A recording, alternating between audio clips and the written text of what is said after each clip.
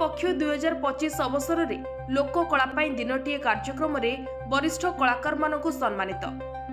राज्य सरकार द्वारा सारा राज्य में आयोजित होता नुआ कार्यक्रम ओडिया पक्ष कार्यक्रम आज गजपति जिला पारलाखेमुंडी पौर परिषद अध्यक्ष नेतृत्व में लोक कला दिनटीए कार्यक्रम आयोजित होइछि।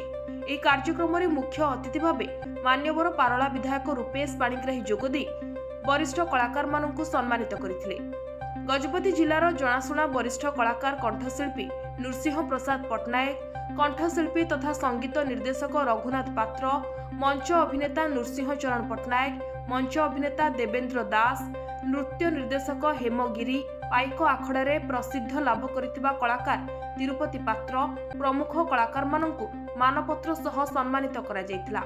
ଏହି ଲୋକ କଳା ଦିନଟିଏ କାର୍ଯ୍ୟକ୍ରମରେ ଅନ୍ୟତମ ଅତିଥି ଭାବେ ସଂସ୍କୃତି ବିଭାଗ ଅଧିକାରୀ अर्चना कुमारी मंगराज, पौर परिषद कार्यनिर्वाही अधिकारी लक्ष्मण मुर्मू, पौर परिषद उपाध्यक्ष लेंका मधु, सांसद प्रतिनिधि आदर्श दास, समस्त पौर परिषद सभ्या उपस्थित रहिथिले।